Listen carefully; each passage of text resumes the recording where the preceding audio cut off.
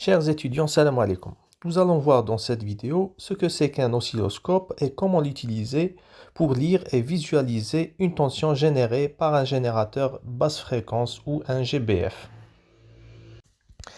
Un oscilloscope, comme celui présent ici et que vous allez utiliser durant les TP d'électricité, permet de mesurer une tension et de visualiser son évolution en fonction du temps.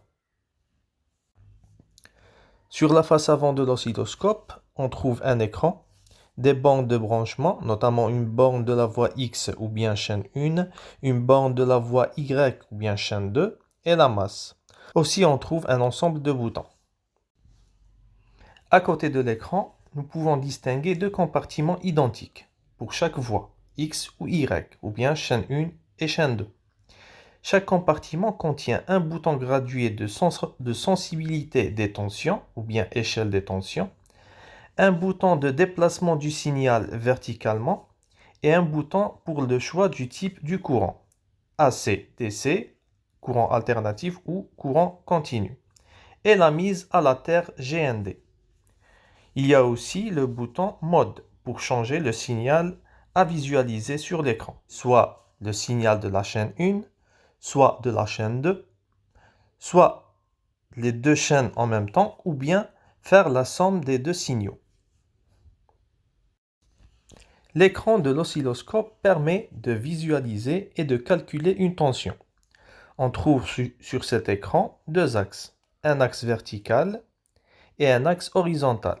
Chaque axe comporte des divisions et chaque division comporte 5 sous-divisions, équivalentes à 0,2 de la division.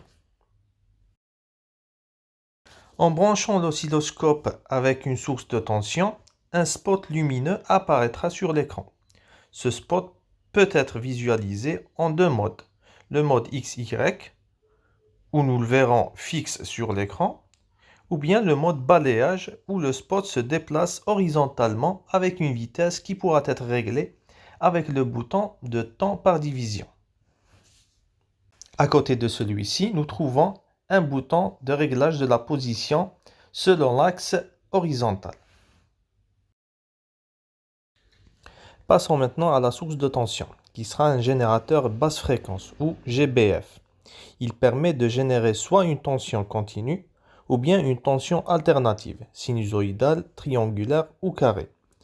Sur la face avant du GBF, nous avons les bancs de branchement, le bouton de la mise en marche, le bouton du réglage de la tension générée, le bouton de réglage de la fréquence et le multiplicateur de la fréquence, le bouton du choix du type du signal, soit continu, sinusoïdal, carré ou triangulaire.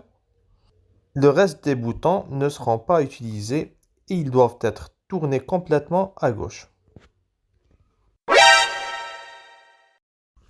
Nous allons voir maintenant une démonstration de comment déterminer la tension et les caractéristiques d'un signal sinusoïdal sur l'oscilloscope. Dans ce premier exemple, le GBF génère une tension continue. Après avoir choisi la bonne sensibilité ou bien la bonne échelle des tensions, vous allez avoir sur l'écran de l'oscilloscope une ligne continue, déviée par rapport à l'axe horizontal d'un certain nombre de divisions. Pour déterminer maintenant la tension générée par le GBF, il suffit de compter le nombre de divisions par rapport à l'axe horizontal et le multiplier par l'échelle des tensions choisies.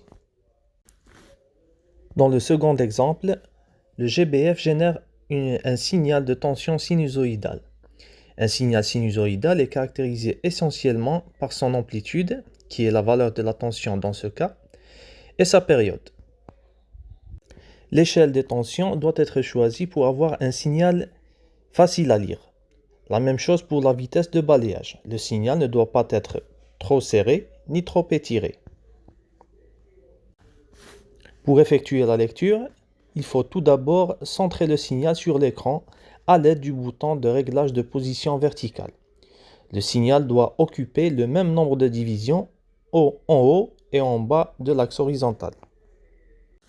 Il suffit maintenant de multiplier le nombre de divisions entre l'axe et le maximum ou bien le minimum du signal par l'échelle des tensions pour trouver l'amplitude. La période du signal est facilement déterminée en multipliant le nombre de divisions comprises entre deux maximums ou bien deux minimums du signal par la vitesse du balayage choisi.